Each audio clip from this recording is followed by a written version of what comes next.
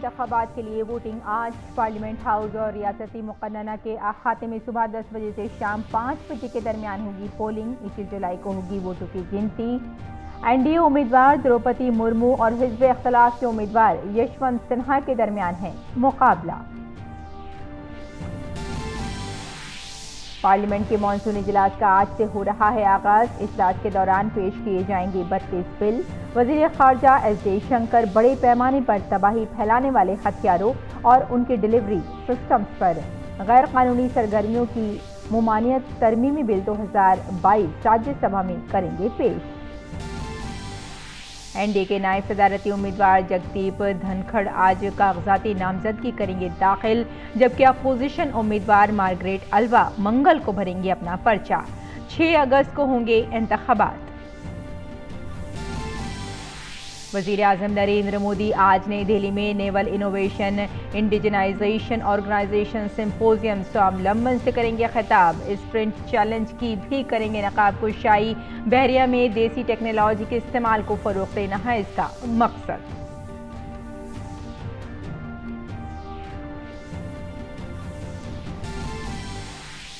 श्रीलंका में सदर रानिल विक्रमासिंघे ने इमरजेंसी का किया ऐलान। दूसरी जानिब माशी बहरान का सामना करने वाले लोगों को राहत। डीजल और पेट्रोल की खुर्दा कीमतों में कमी।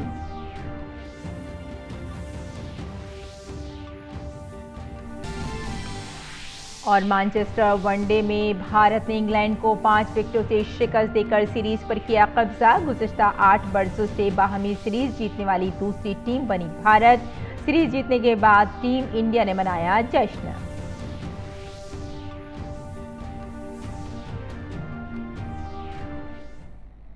आदाब नाज़रीन, खबरनामे में आपका इस्तकबाल है। मैं हूं आपके साथ रेशमा फारूकी। आइए तफसील से अब खबरों पे नजर डाल लेते हैं। मुल्क के आला तरीन आईनी ओहदा सदर जमहूरिया के लिए आज वोटिंग होगी। पार्लियामेंट और तमाम रियासतों की कानून साज असम्बलियों में अरकान पार्लियामेंट और MLAs नए सदर के इंतखाब के लिए अपने वोट का इस्तेमाल करेंगे। पार्लियामेंट के मुंतखब अरकान और रियासती कानून साजों के अरकान को वोटिंग के लिए मुख्तलिफ रंगों के बैलेट पेपर्स मिलेंगे। MPs को सब्ज रंग के बैलेट पेपर्स मिलेंगे। MLAs को गुलाबी रंग के बैलेट पेपर्स दिए जाएंगे। हर किसी को अपनी पसंद के उम्मीदवार को वोट देने के लिए इलेक्शन कमीशन का खुसूसी कलम इस्तेमाल करना होगा। पोलिंग सुबह 10 बजे से शाम 5 बजे के दरमियान पार्लियामेंट हाउस और रियासती असम्बलियों के अहातों में होगी। हुक्मरान नेशनल डेमोक्रेटिक अलायंस NDA ने सदर जमहूरिया के ओहदे के लिए द्रौपदी मुर्मू को नामजद किया है, जबकि अपोजिशन ने यशवंत सिन्हा को अपना उम्मीदवार नामजद किया है। सदारती इंतखाब के लिए वोटों की गिनती जुमेरात 21 जुलाई को होगी। NDA इत्तेहादियों के अलावा YSR कांग्रेस पार्टी, शिवसेना, श्रोमणी अकाली दल, झारखंड मुक्ति मोर्चा और बीजू जनता दल ने मुर्मू की हिमायत का ऐलान किया है। पार्लियामेंट का मॉनसून इजलास आज से शुरू हो रहा है। इस इजलास के दौरान 32 बिल पेश किए जाएंगे। वजीर खारजा एस जयशंकर आज राज्यसभा में बड़े पैमाने पर तबाही फैलाने वाले असलाह से मुताल्लिक बिल पेश करेंगे। हुकूमत ने श्रीलंका के मामले पर एक और ऑल पार्टी इजलास तलब किया है, जिसमें वजीर खारजा और वजीर खजाना शरीक होंगे और श्रीलंका के मामले पर हुकूमती मौक़िफ़ से अपोजिशन जमातों को आगाह करेंगी।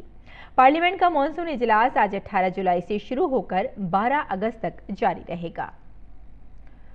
और नायब सदर जमहूरिया के ओहदे के लिए NDA के उम्मीदवार जगदीप धनखड़ आज अपना पर्चा नामजदगी दाखिल करेंगे। इतवार को उन्होंने BJP सदर JP नड्डा और वजीर दिफा राजनाथ सिंह से मुलाकात की। नवीन पटनायक की क़यादत वाली बीजू जनता दल ने धनखड़ की उम्मीदवारी की हिमायत का ऐलान किया। वज़ीर आज़म नरेंद्र मोदी ने खुद पटनायक को फ़ोन किया और धनखड़ के लिए हिमायत मांगी। इसके बाद BJD ने अपने फैसले का ऐलान किया। आपको ये भी बताते चलें कि नायब सदर के ओहदे का इंतखाब 6 अगस्त को होना है। इसके लिए कागजात नामजदगी दाखिल करने की आखिरी तारीख 19 जुलाई है। अपोजिशन ने मार्गरेट अल्वा को नायब सदर के ओहदे के लिए नामजद किया है। नई दिल्ली में अपोजिशन जमातों की मीटिंग के बाद नेशनलिस्ट कांग्रेस पार्टी के सरबराह शरद पवार ने कहा कि 17 जमातों ने मुत्तफ़िक़ा तौर पर यह फैसला किया है। मार्गरेट अल्वा मंगल को कागजात नामजदगी दाखिल करेंगी। अल्वा मरकजी वजीर और उत्तराखंड और राजस्थान के गवर्नर के तौर पर काम कर चुकी हैं। और वजीर आजम Narendra Modi naval innovation and indigenisation organisation NIIO symposium Swavalamban से खिताब करेंगे। इसका इनेकाद आज शाम दिल्ली के डॉक्टर अंबेडकर इंटरनेशनल सेंटर में किया जाएगा। इस 2 रोज़ा सेमिनार का मकसद दिफाई शोबे में खुद इन्हिसारी के हुसूल के लिए भारतीय सनत और तालीमी इदारों को शामिल करना है। ये सेमिनार तमाम स्टेक होल्डर्स के लिए गौर फिक्र और जहन साजी का एक प्लेटफॉर्म फराहम करेगा। अहम बात यह है कि आत्मनिर्भर भारत का एक अहम सुतून दिफाई शोबे में खुद इन्हिसारी हासिल करना है। इस कोशिश को आगे बढ़ाने के लिए तकरीब के दौरान वजीर आजम स्प्रिंट चैलेंज की नकाब कुशाई करेंगे, जिसका मकसद भारतीय बहरिया में मुकामी टेक्नोलॉजी के इस्तेमाल को फ़रोग़ देना है। और नाज़रीन, अब बात बारिश और सैलाब की। महाराष्ट्र में रियासत में चंद दिनों से जारी मूसलाधार बारिश का असर कुछ कम हुआ है। रियासत के कई हिस्सों में वक्फे से बारिश हो रही है। महाराष्ट्र के गढ़चिरौली जिले में लगातार बारिश हुई, जिससे सैलाब जैसी सूरत हाल पैदा हो गई है। सैलाब से मुतासिर होने वाले अफराद को एहतियाती तदाबीर के तौर पर महफूज मकामात पर मुंतकिल कर दिया गया है। NDRF के एहलकारों ने गढ़चिरौली जिले में सैलाब से मुतासिरा इलाकों में राहत और बचाव का काम अंजाम दिया। लोगों में मुख्तलिफ ज़रूरी अशिया भी तकसीम की गईं।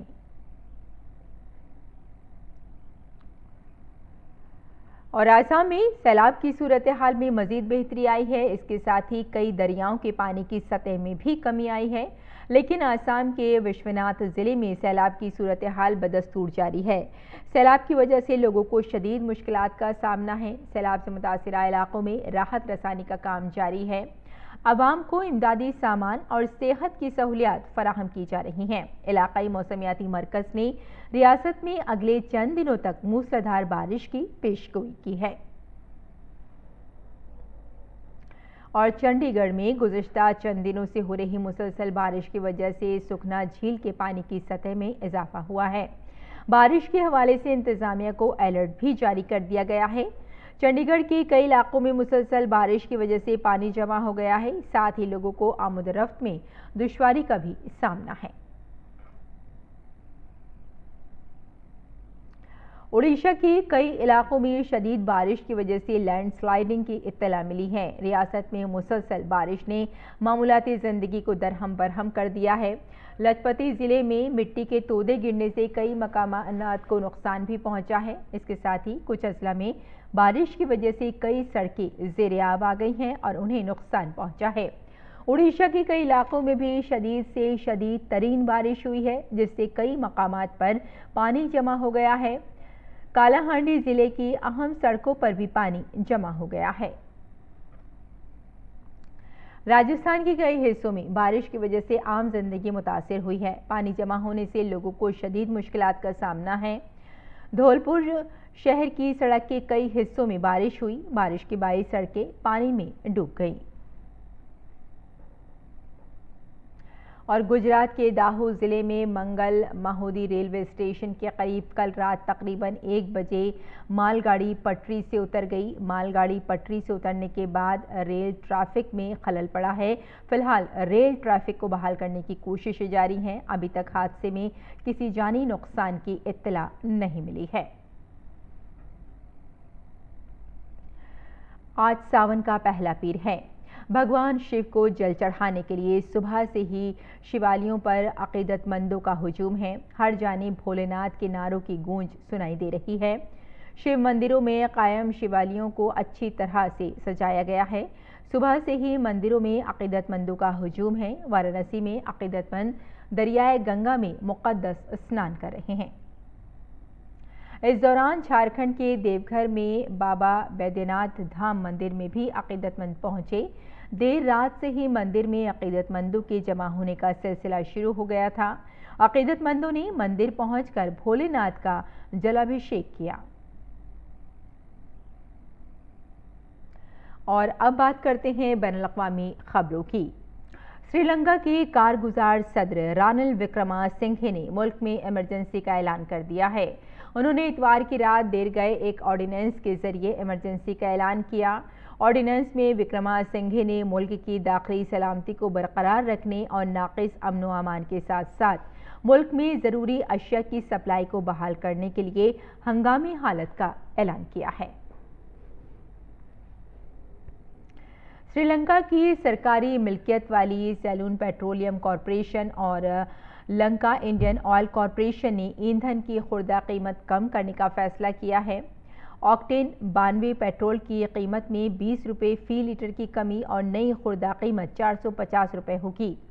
डेली मिरर के मुताबिक ऑक्टेन 95 पेट्रोल 540 रुपये फी लीटर में फरोख्त होगा। इसकी कीमत में 10 रुपये की कमी की गई है, जबकि डीजल की कीमत में 20 रुपये फी लीटर कमी होगी और ईंधन अब 440 रुपये में फरोख्त होगा।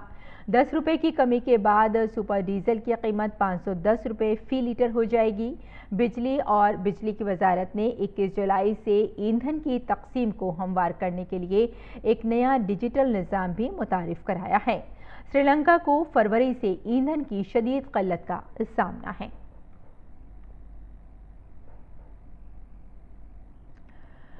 यूरोप में शदीद गर्मी पड़ रही है। फ्रांस के जुनूब मगरबी इलाकों में जंगलात में लगने वाली आग के बाद तकरीबन 15,000 अफराद को बचाया गया है। जंगल की आग बुझाने के लिए जंगी पैमाने पर काम जारी है। इसके साथ ही जंगलात में लगी ये आग स्पेन, क्रोएशिया और यूनान तक फैल चुकी है। स्पेन में दर्जनों मकामात पर जंगलात में आग लगी हुई है। हस्पानवी मुकामी हुक्काम के मुताबिक गुज़िश्ता जुमेरात से अब तक 4,600 हेक्टेयर अराजी झुलस चुकी है। स्पेन के शुमाल मगरबी इलाके गैलिसिया में फायर फाइटर्स तकरीबन 12 मकामात पर आग बुझाने के लिए काम कर रहे हैं। यहां आग बुझाने के लिए हेलीकॉप्टरों की मदद ली जा रही है। दरिया असना जनूबी स्पेन के शहर मलागा में भी शदीद आग लगने के इत्तलात हैं। यहाँ हेलीकॉप्टरों और तैयारों की मदद से जंगल में लगी आग को बुझाने की कोशिशें जारी हैं।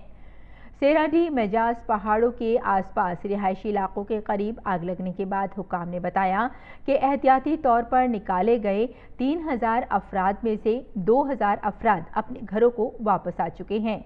10 जुलाई को शुरू हुई लू ने दर्जा हरारत को 40 डिग्री सेंटीग्रेड 104 फ़ारेनहीट तक पहुंचा दिया है, जिसकी वजह से जंगल में आग लगने का खतरा मजीद बढ़ गया है। अमेरिका में फायरिंग के वाक़यात कम होने का नाम ही नहीं ले रहे हैं। ताज़ा तरीन मामले में इंडियाना के एक मॉल में फायरिंग से कम 4 अफराद हलाक और 2 जख्मी हो गए। ग्रीनवुड पुलिस डिपार्टमेंट ने जायवक़ू का कंट्रोल संभाल लिया है। और अब नजर डालते हैं खेल की खबरों पर। ऋषभ पंत की पहली वनडे सेंचुरी और हार्दिक पांड्या के हरफन मौला खेल की वजह से भारत ने इंग्लैंड के खिलाफ वनडे सीरीज 2-1 से जीत ली है। टॉस हारने के बाद मेजबान इंग्लैंड की टीम ने 259 रन बनाए, जिसके जवाब में भारत ने ये मैच 47 गेंद पहले ही जीत लिया। भारत ने सीरीज का पहला मैच 10 विकेटों से जीता था, जबकि इंग्लैंड ने जवाबी कार्रवाई करते हुए दूसरा मैच 100 रन से जीता था। मैनचेस्टर के ओल्ड ट्रैफर्ड में इतवार की रात हुआ ये मैच सीरीज का फैसला कुन मैच था, जहां भारतीय खिलाड़ियों ने मैच जीतकर सीरीज अपने नाम की। और भूख इंसान की वो ज़रूरत है जो इंसान को अक्सर बुरे कामों पर मजबूर करती है। यही वजह है कि गुजरात के अहमदाबाद में एक कॉरपोरेट जोड़े मयूर कामदार और प्रणाली कामदार ने गरीबों को खाना खिलाने का बीड़ा उठाया है। वो कई महीनों से एक अनोखी फूड वैन चला रहे हैं और हर रोज़ घर घर जाकर गरीब लोगों को एक खुसूसी मेन्यू के साथ मज़ेदार खाना पेश करते हैं, और वो भी बिल्कुल मुफ्त। इसके पीछे क्या कहानी है, पेश है ये रिपोर्ट।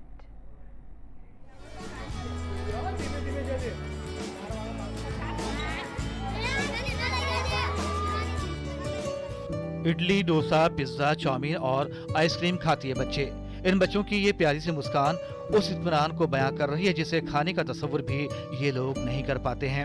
और इसलिए अहमदाबाद की एक फूड वैन मंजू बानू रसूडू ने बीड़ा उठाया है महरूम तबके के लोगों के पेट भरने का, और वो भी अच्छे और जायकेदार खानों से। इस काम में मयूर और प्रणाली के साथ दफ्तर में काम करने वाले उनके 5 और अफराद वाबस्ता हैं जो खाना बनाने और तकसीम करने के अमल में उनकी मदद करते हैं। ये लोग बस्तियों में जाकर अपनी इस फूड वैन में खाना बनाते हैं और दावतनामे देकर लोगों को प्यार से खाने के लिए बुलाते हैं। हमने जब ट्रक डिज़ाइन किया तो हमने सोचा कि क्यों ना हम सोशल रिस्पेक्ट और सोशल जस्टिस दोनों एस्पेक्ट ये इसके साथ में कवर करें। तो उसी से हमने एक आइडिया बनाया कि जिसको हम बोलते हैं इनविटेशन कार्ड। यहाँ पे ये लोग जब आते हैं हमारी फूड ट्रक पे, तो ये प्यार से लाइन में खड़े होके विथ हैप्पी फेसेस ये कार्ड लेके आते हैं इनविटेशन के, मुझे ये आमंत्रण देके बुलाया गया तो मेरे लिए खाना बन रहा है और मुझे खिलाया जा रहा है।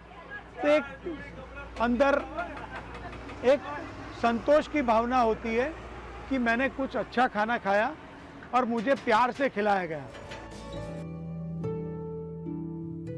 अक्सर शादी पार्टी में मिलने वाले दावतनामों के बारे में आपने सुना होगा। कुछ इसी तरह का है ये फूड इनविटेशन लेटर।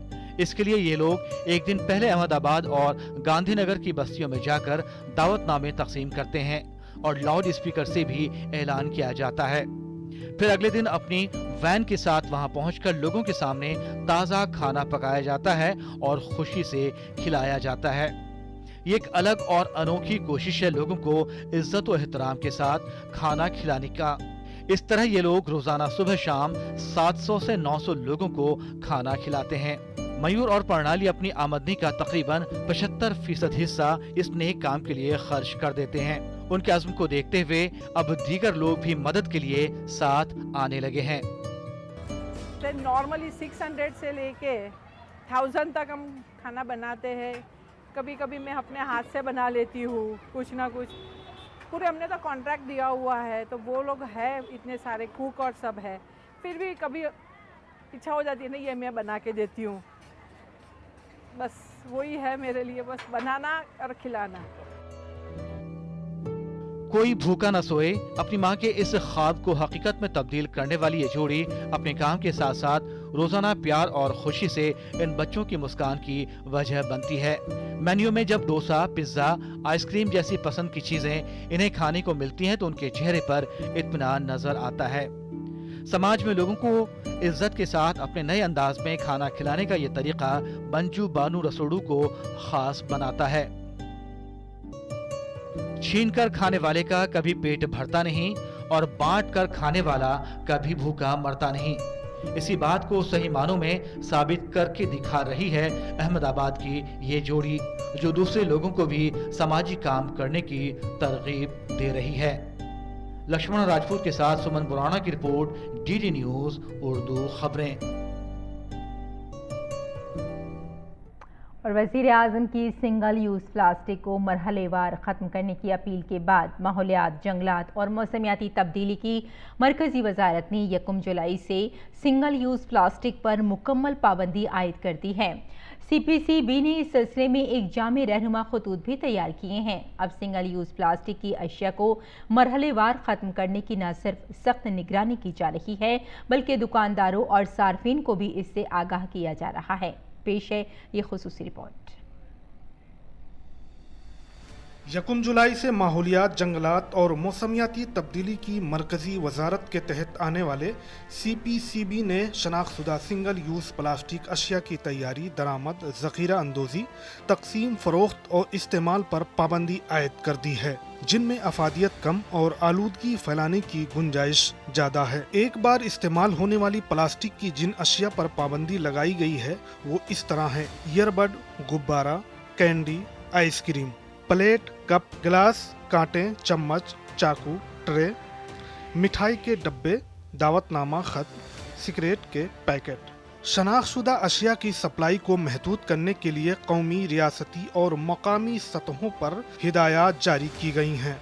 मैन्युफैक्चरर्स के सर्टिफिकेशन की सहूलत के लिए एक ऑनलाइन पोर्टल तैयार किया गया है। MSME के लिए वर्कशॉप का इनेकाद किया जा रहा है। शहरियों की शराकत को अहल बनाने के लिए SUP पब्लिक ग्रीवेंस ऐप शुरू की गई है। आम शहरी भी हुकूमत के इस इक़दाम की हिमायत कर रहे हैं। प्लास्टिक तो बंद होना चाहिए। पूरा आगे इतना बुरा हाल हो रहा है जो वजह से मतलब कि जैसे लाइफ जिंदगी जी ही नहीं पा रहे, पोल्यूशन इतना बढ़ रहा है। पर्यावरण पे असर पड़ना है वो तो पड़ेगा ही पॉजिटिव। दूसरा मुझे ये लगता है कई लोगों को इससे रोजगार भी मिल सकता है। तलबा, रज़ाकाराना तंजीमों, सेल्फ हेल्प ग्रुप्स, मकामी NGOs, CSO, NSS और NCC cadet, RWA market association, corporate इदारों को आगाह किया जा रहा है, जिसका असर भी देखने को मिल रहा है।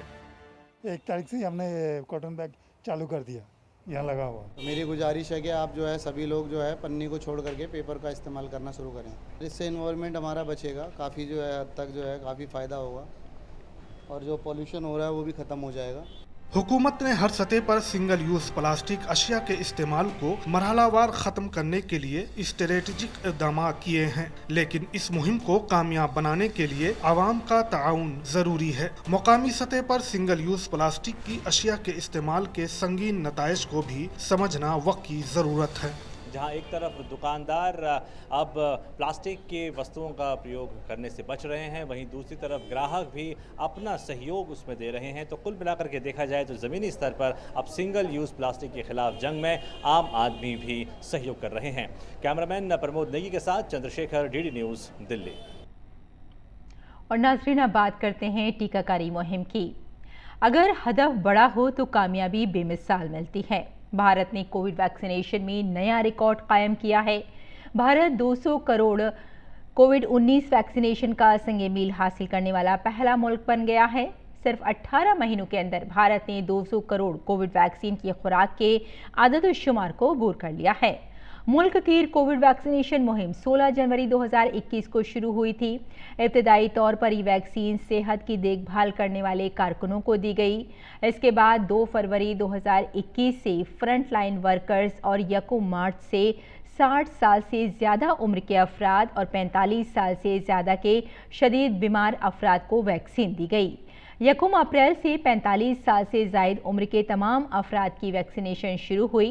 वैक्सीनेशन में एक नया मोड़ उस वक्त आया जब 1 मई से 18 साल से ज़्यादा उम्र के तमाम अफराद को वैक्सीन देने का ऐलान किया गया। सिर्फ 9 महीनों के अंदर भारत ने 21 अक्टूबर 2021 को 100 करोड़ खुराक के आदद-ओ-शुमार को अबूर कर लिया था।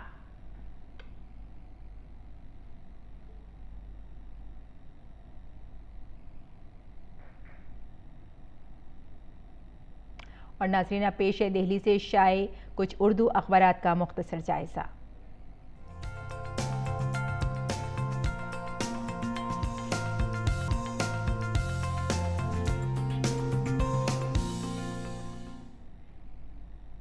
तो वही अखबारात के जायजे में सबसे पहले नजर डाल लेते हैं रोजनामा राष्ट्रीय सहारा पर। राष्ट्रीय सहारा के सफ़े अव्वल की सुर्खी है, हिंदुस्तान और चीन के दरमियान मुज़ाकरात का 16वां दौर शुरू हो चुका है। और साथ ही इस खबर पर थोड़ी सी और नज़र डालें तो कशीदगी को कम करने के लिए हिंदुस्तान को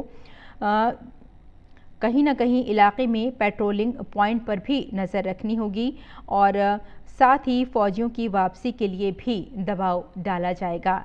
यानी कहीं ना कहीं जो 16वां दौर शुरू हो रहा है हिंदुस्तान और चीन की बातचीत का, उसमें इस तरह के मुद्दों पर बातचीत जारी रहेगी। और अब नज़र डाल लेते हैं इसी अखबार की अगली सुर्खी पर। ये खबर है, मार्गरेट अल्वा अपोजिशन की नायब सदारती उम्मीदवार नामजद। जी हाँ, आपको थोड़ा सा और बता दें तो नायब सदर के इंतखाब के लिए बीजेपी की ज़ेर क़यादत NDA का उम्मीदवार का ऐलान किए जाने के बाद अपोजिशन जमातों ने भी इतवार को अपने उम्मीदवार का ऐलान कर दिया है। अपोजिशन ने मार्गरेट अल्वा को नायब सदर के लिए अपना उम्मीदवार नामजद किया है।